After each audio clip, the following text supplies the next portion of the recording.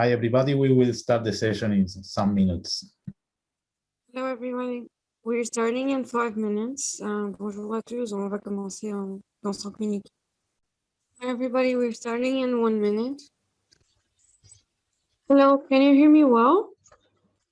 Bonjour, vous m'écoutez bien? Oui, ça va, oui.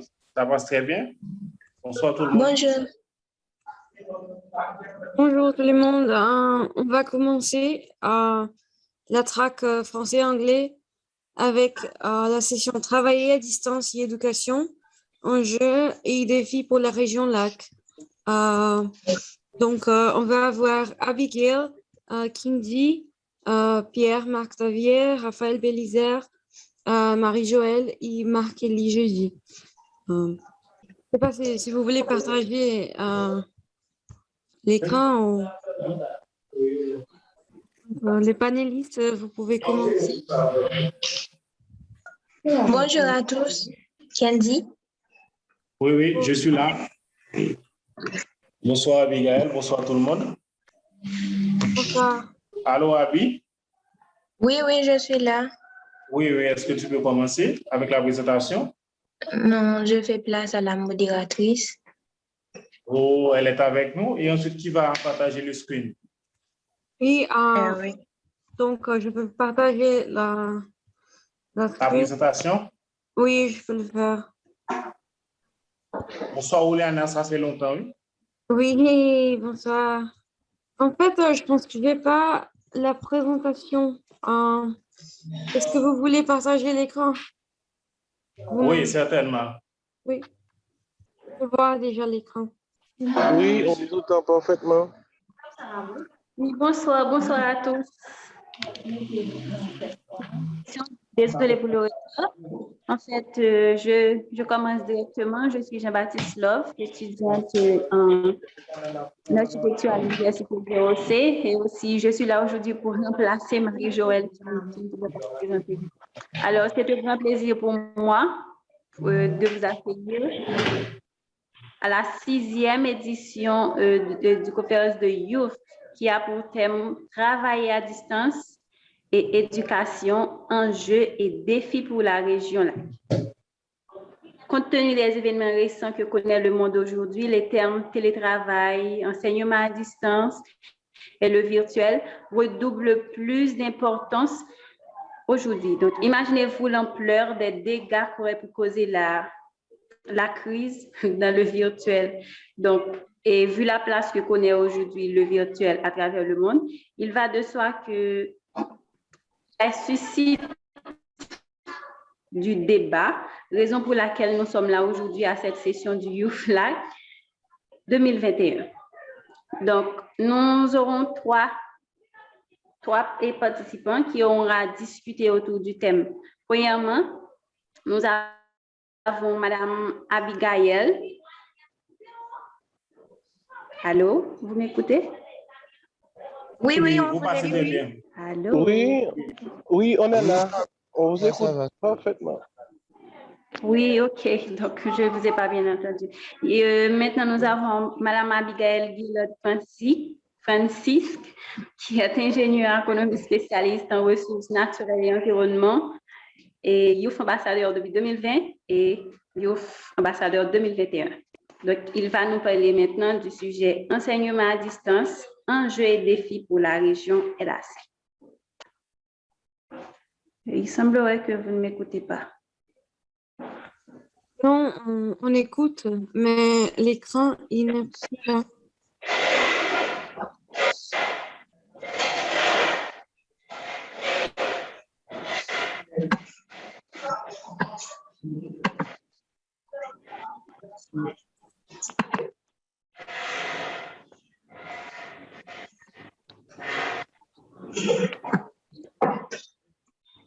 Waouh, il y a un problème de connexion là.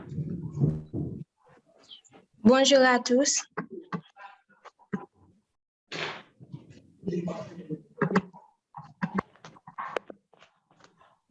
On écoute. Et on voit aussi l'écran. Vous voyez l'écran? Oui. OK.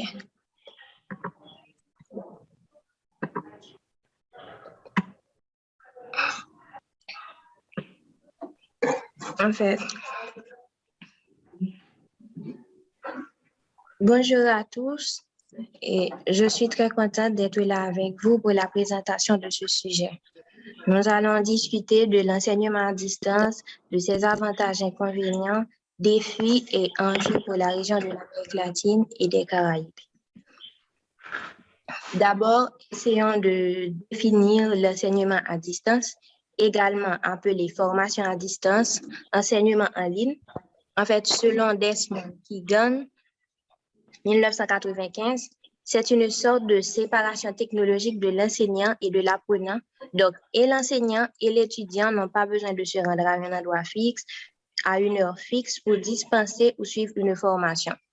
De surcroît, il existe différentes modalités et méthodes d'enseignement à distance.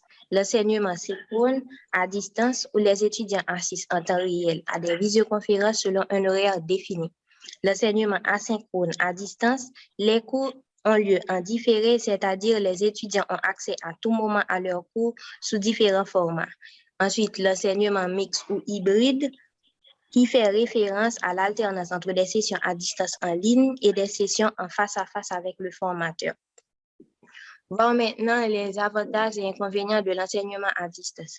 En fait, les formations en ligne offrent une certaine flexibilité.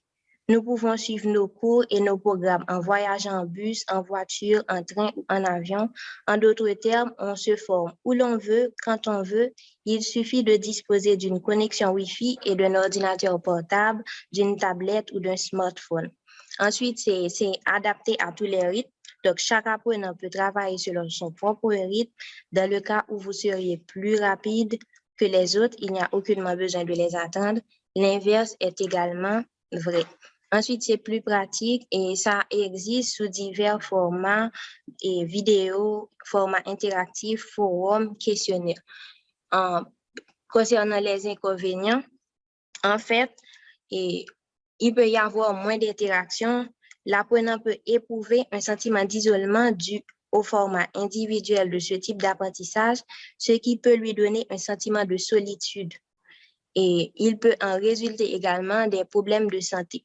Les apprenants qui suivent une formation en ligne passent énormément de temps sur leur ordinateur et d'autres appareils de ce type, ce qui peut entraîner de la fatigue visuelle, la survenue de mauvaises postures ou d'autres problèmes physiques qui peuvent affecter l'apprenant.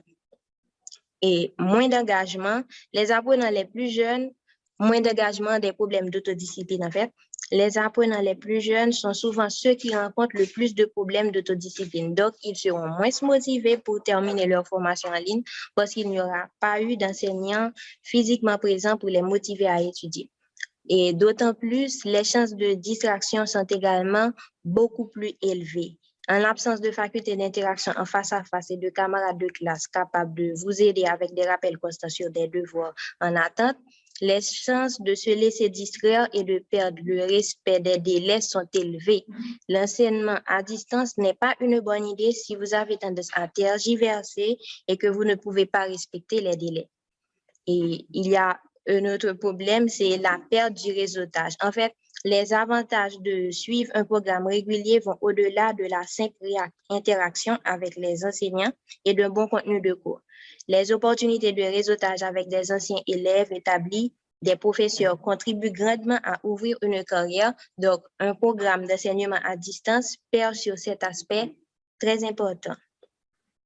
Ensuite, la qualité du corps professoral peut être compromise. Donc, parfois, la technologie peut ne pas rendre pleinement justice à la prestation et les compétences de l'enseignant. En fait, faut-il pour cela remplacer les actuels étudiants par de nouveaux qui sont capables d'utiliser les TIC ou juste faciliter l'adaptation des actuels enseignants au TIC? C'est une très bonne question qui doit faire l'objet de nombreux débats. En fait, il existe différents facteurs indispensables à l'enseignement à distance. Et Pour envisager un enseignement à distance, il est indispensable d'avoir accès aux technologies de l'information et de la communication, d'avoir accès à l'Internet, une bonne connexion surtout, et de posséder des capacités à utiliser les technologies de l'information et de la communication. C'est un facteur très, très important. Ensuite, d'avoir accès à l'énergie électrique ou solaire ou autre type d'énergie.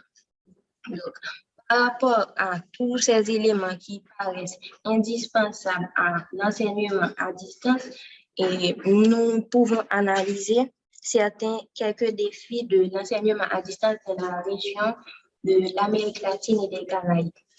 En fait, en dépit des progrès récents, plus du quart de la population d'Amérique latine vit dans la pauvreté. Les inégalités sociales et économiques, la dégradation des écosystèmes côtiers, les maladies et les catastrophes naturelles font aussi partie du lot de cette région. Les inégalités existantes concernant les moyens matériels d'étudier peuvent donc aggraver les inégalités dans l'éducation. L'Amérique latine et les Caraïbes sont par ailleurs très exposés aux catastrophes naturelles, depuis les tremblements de terre et les inondations qui peuvent ravager des régions entières jusqu'aux ouragans qui dévastent les États insulaires. La région est donc l'une des plus vulnérables au monde en raison de sa forte densité de population. En fait, l'année 2020 restera à jamais gravée dans nos mémoires à cause de la pandémie du COVID-19. Cette maladie qui a provoqué la fermeture des établissements scolaires et universitaires à travers le monde, ce qui a rendu l'enseignement à distance comme la seule alternative garantissant la continuité pédagogique. Cette pandémie a dévoilé l'ampleur de la fracture numérique qui caractérise plusieurs pays en développement. Cette fracture se traduit par le manque d'équipements technologiques adéquats ou la mauvaise qualité de connexion Internet et aussi le manque de compétences au milieu des enseignants ou des apprenants, notamment ceux qui découvrent l'enseignement à distance pour la première fois.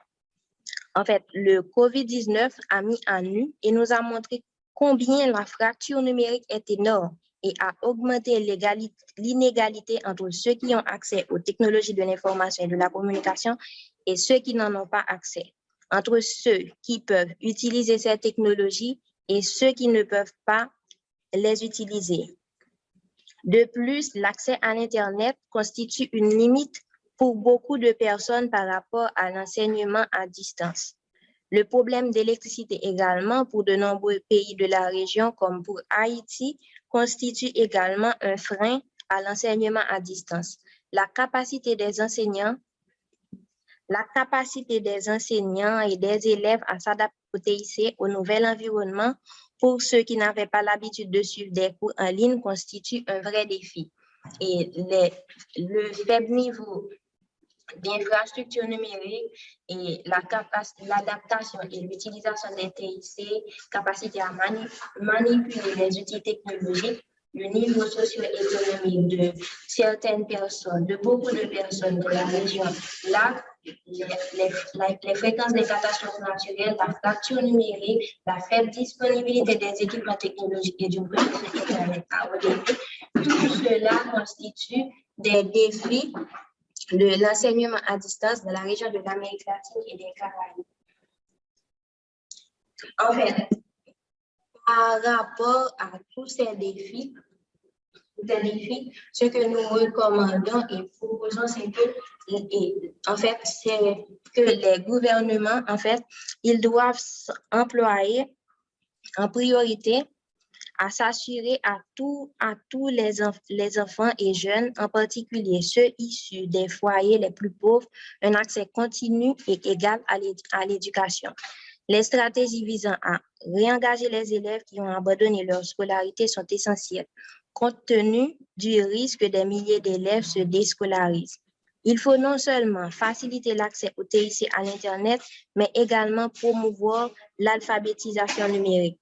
Pour garantir l'efficacité de cet enseignement, il sera donc plus pertinent d'organiser des formations régulières permettant aux utilisateurs de se familiariser avec les outils numériques et aussi d'améliorer leurs compétences afin d'exploiter pleinement les différentes plateformes et applications dédiées à l'enseignement à distance, ce qui permettra de réduire au maximum la fracture numérique. De ce fait, le problème de l'éducation mérite une attention particulière. Même là où elle est possible, l'école à distance ne permet pas l'acquisition de certaines connaissances en fait comparables à l'enseignement en classe. C'est évident. Et pour bien des enfants, des segments les plus pauvres de la société, ce n'est tout simplement pas une solution envisageable. Si le secteur de l'éducation reste trop longtemps affecté par les mesures de confinement, de nombreux enfants risquent de ne jamais retourner en classe et de commencer à travailler plus tôt que prévu. Quant à ceux qui reprendront l'école, ils auront perdu des mois, voire des années d'études, ce qui compromettra leurs revenus futurs et leurs perspectives de mobilité sociale. Donc, et les gouvernements doivent répondre à leurs responsabilités et faciliter l'accès aux technologies de l'information à la majorité de la population et faire en sorte que tout le monde puisse avoir une bonne éducation. Merci.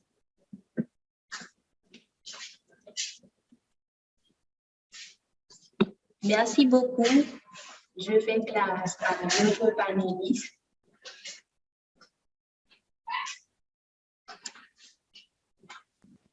Donc, nous disons merci à Madame Abigail pour cette présentation. Donc, j'espère bien que tout le monde avait bien profité. Donc, maintenant, nous allons écouter notre deuxième intervenant qui répond au nom de Kenzie Verus-Montreuil, qui est ingénieur agronome, consultant junior en gestion de projet, président du Centre d'innovation technologique et d'entrepreneuriat, CITE, et coordonnateur du programme Alphabétisation numérique. Donc, Monsieur Montreuil, on vous écoute dans votre sujet qui a pour titre le télétravail et l'inclusion numérique entre défis et opportunités pour la région et la CIE.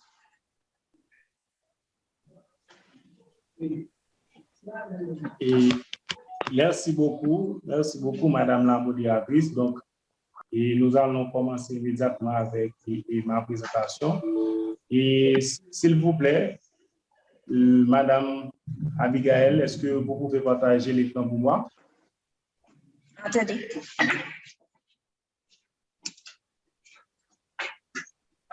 Fini?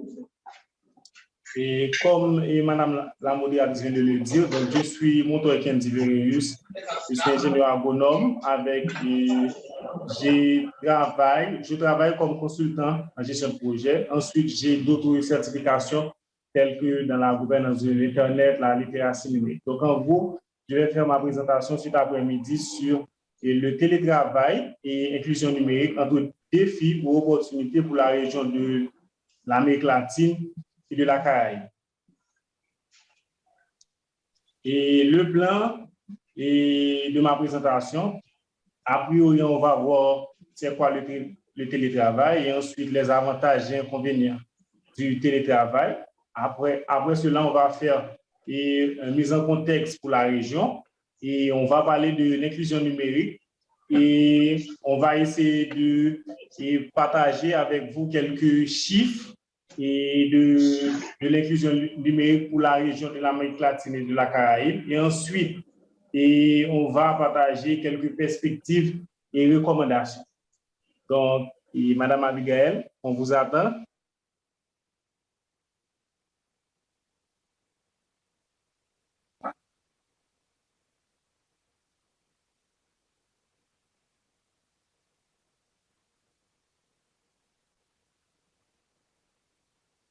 OK, pour tuer le temps, donc on va commencer. Et avant tout, c'est quoi le télétravail? Et le télétravail peut être considéré comme un travail salarié qui peut être réalisé dans les locaux de l'institution ou en dehors de l'institution, soit à la maison ou dans un bar ou bien dans un espace d'incubation. Donc, si nous pouvons considérer la définition du Jack et Niels, et ils considèrent et le télétravail, c'est un travail en dehors de l'institution et manœuvré par les nouvelles technologies de l'information et de la communication.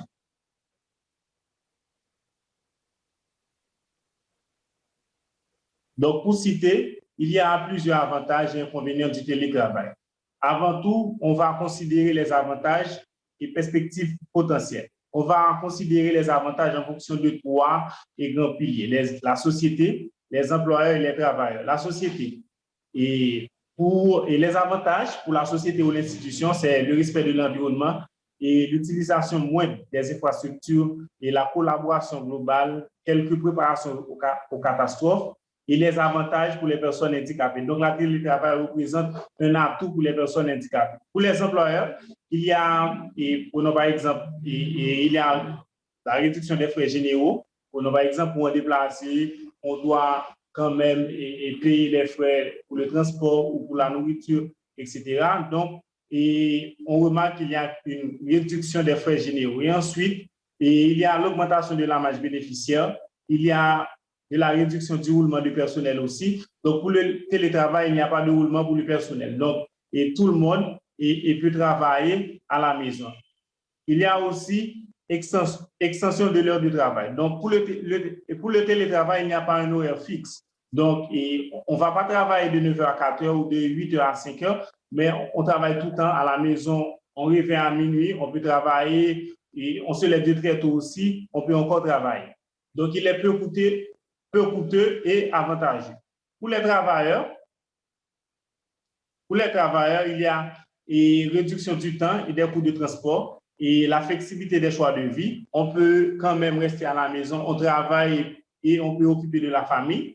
Et il y a flexibilité du temps consacré à la famille, il y a une certaine autonomie accrue, il y a une satisfaction professionnelle accrue aussi et la réduction du stress. Par exemple, dès qu'on est au bureau, et le directeur et le personnel hiérarchique vous demande de faire quelque chose et peut-être qu'on ne peut pas apporter une solution à ce problème. Donc, là, il y a une diminution du stress et ensuite, il y a aussi une réduction des conflits travail-famille. Et maintenant, on va aborder les difficultés et inconvénients potentiels. Et premièrement, et pour les employeurs, il n'y a pas de structure de dépenses différentes et il y a un accroissement aussi des demandes aux nouvelles technologies, des demandes et des compétences aux nouvelles technologies de l'information et de la communication.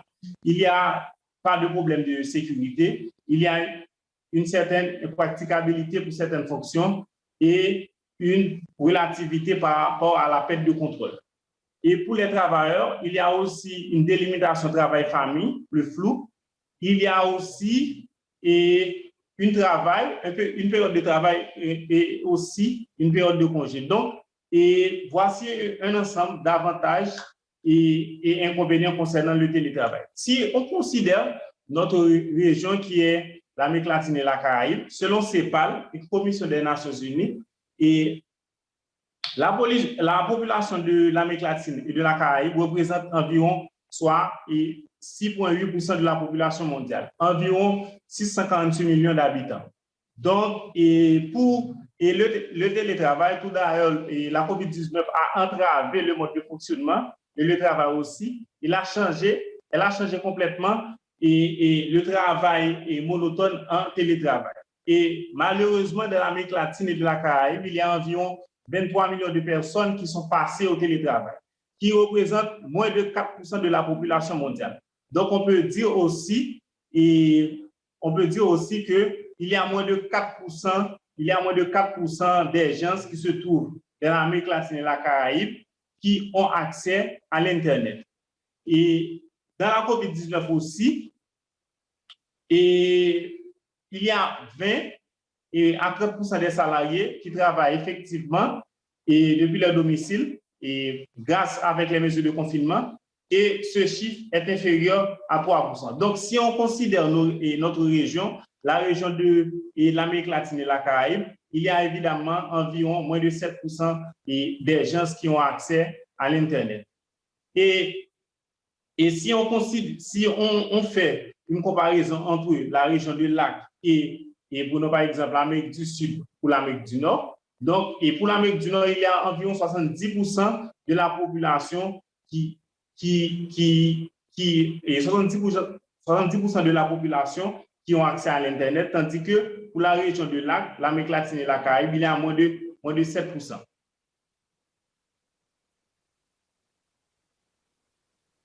Et il y a quelques chiffres aussi, selon OIT, c'est l'Organisation internationale du travail, il y a environ 10% les gens qui ont accès à l'Internet, 10% ont accès à un réseau fixe et 30% ont accès à un réseau mobile. Donc, et pour notre région, et la quantité de la population qui ont accès à l'Internet et grâce à des réseaux mobiles représente environ 30%. Donc, quelles sont les raisons qui expliquent moins de 4% de la population de l'Amérique latine et de la Caraïbe qui sont passés au télétravail?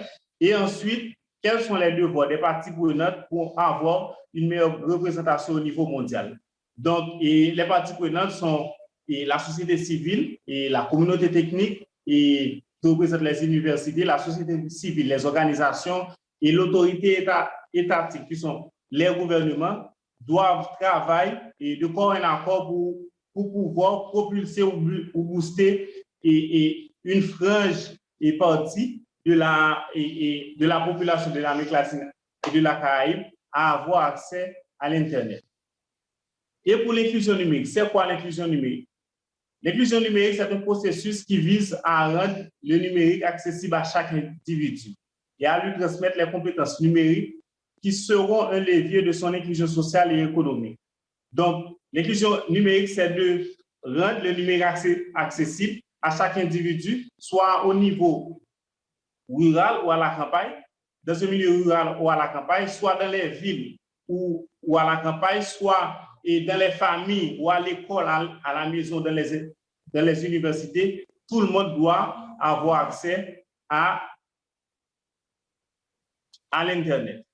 Et quelques chiffres de représentation pour la région, l'Amérique latine et de la Caraïbe, selon les données de l'Organisation internationale du travail, soit environ 51% des actifs en Amérique latine et de la Caraïbe travaillent dans le secteur informel. Et selon un rapport élaboré par le CDH, avec des contributions de la Banque interaméricaine de développement et du Bureau de développement des télécommunications, 44% des foyers ayant accès à l'Internet et 66% des foyers dans la région et sans accès à Internet. Et le chômage touche environ 56 millions de jeunes de 15 à 24 ans en Amérique latine et dans la Caraïbe. 50 millions de jeunes en Amérique latine et aux Caraïbes se trouvent sur un marché de travail marqué par le chômage, l'informalité et le manque de débouchés. Et comme vous le savez très bien, les nouvelles technologies de l'information et de la communication apportent beaucoup de débouchés pour nous en tant que jeunes. Donc, si on a à voir la majorité de la population de l'Amérique latine et de la Caraïbe qui sont connectés, donc on peut réduire considérablement le chômage, l'informalité et le manque de débouchés. Comment on peut rendre le numérique vecteur d'inclusion? Premièrement, on doit faire tomber les barrières financières et linguistiques grâce à l'accès du numérique. Donc, pour notre région, l'Amérique latine et la Caraïbe, on a 3 langues prioritaires. Premièrement, en tête de classement, l'espagnol, l'anglais et le créole. Et ensuite, on doit rendre Internet accessible aux personnes handicapées. On doit former les jeunes pour ces jeunes puissent avoir des compétences dans les nouvelles technologies de l'information et de la communication. On doit protéger aussi les usagers d'Internet. On doit offrir les conditions de débat public en ligne. On doit favoriser le renforcement des parties prenantes dans le numérique. Et ensuite, en dernier lieu, constituer une sorte de force pour répondre aux besoins des utilisateurs de la région. Quelques perspectives et recommandations. On doit produire des données, des statistiques sur les niveaux d'accès à Internet sur l'ensemble de la région. On doit promouvoir et renforcer les mécanismes nationaux de gouvernance de l'Internet. On doit accompagner les organismes indépendants et de défense des droits de l'homme au niveau national pour avoir pour favoriser le déploiement des politiques publiques en matière d'accès, de connectivité, pour offrir une approche respectueuse des droits de l'homme de ces processus. Et on doit promouvoir aussi des mesures éducatives permettant à tous de faire un usage autonome, indépendant et responsable de l'Internet. Les parties prenantes doivent accélérer le processus de conception et de mise à niveau des politiques publiques. On doit aussi et certainement créer une sorte de réseau ou bien une plateforme de la région caribéenne pour booster l'économie et l'innovation. En dernier lieu, donc, et le devoir à nous, c'est de promouvoir un Internet ouvert et sécurisé. Donc, merci à vous tous. Donc, on attend les questions.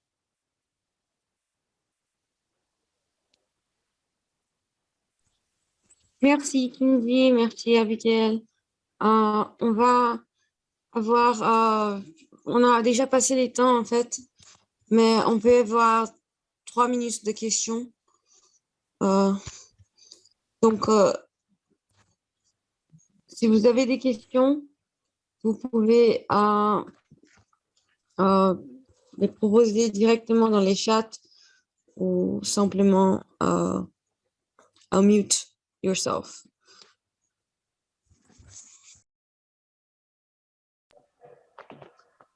En fait, disons merci à Monsieur Montoya qui vient d'intervenir pour nous. Donc, étant donné que le troisième intervenant n'est pas là, donc déjà, on vous dit merci pour votre disponibilité aujourd'hui. On va vous envoyer un document sur le groupe afin que les gens qui aimeraient savoir beaucoup plus puissent trouver beaucoup plus d'informations là-dessus. Donc, je vous dis merci. Donc, merci et merci. À la prochaine. Merci beaucoup. En fait, Juliana, oui, oui, on passe la parole à M. Kendi, c'est lui qui va conclure pour nous. Kendi? Kendi? Oui, merci, Madame Abigail. Donc, et le mot de la fin, c'est que nous, dans la région et de la Caraïbe, nous voulons quand même essayer de proposer une formule pouvant répondre aux différents problèmes que nos jeunes rencontrent dans ces régions-là. Donc, suite avec les chiffres que nous venons de partager avec vous, donc nous voulons créer une plateforme pouvant réfléchir ensemble et analyser des propositions ou bien et propulser les parties prenantes de la région caribéenne afin d'avoir plus de jeunes, plus de gens, ou bien plus d'institutions connectées et à la fin pour promouvoir un Internet ouvert et accessible et inclusif. Donc, pour le faire, la plateforme s'appelle Affaires et Numérique Caraïbes, c'est en créole.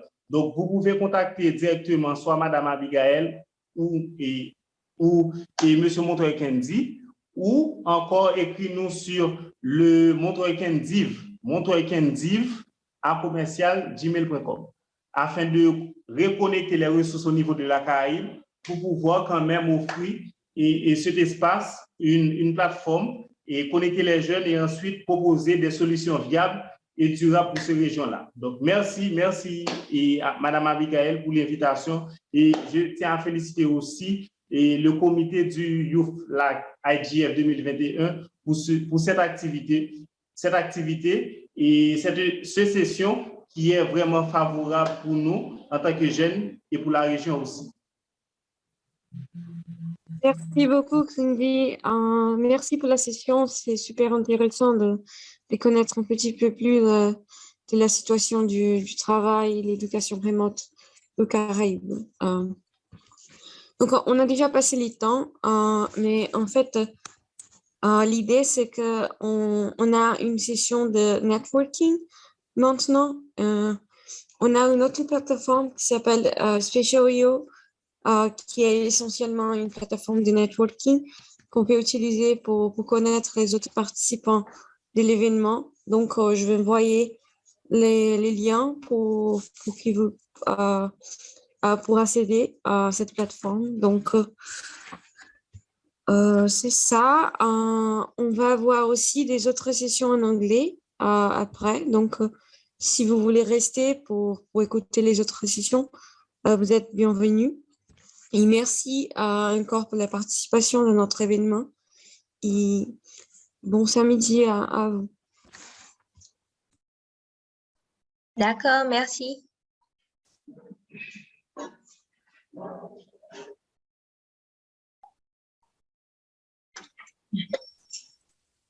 Voyez les liens dans les chats ou la plateforme de networking.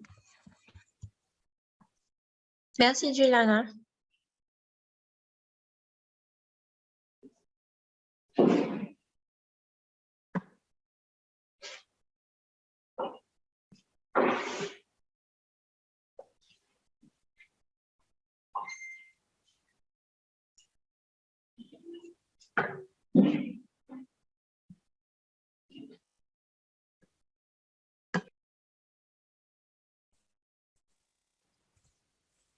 On va commencer la prochaine session en 5 minutes.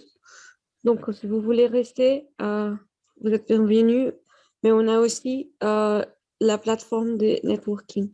We're starting the next session in 5 minutes. You're welcome to stay. It's going to be a session in English, but we also have a platform for networking. I've sent the link in the chat, so you're more than welcome to join that as well.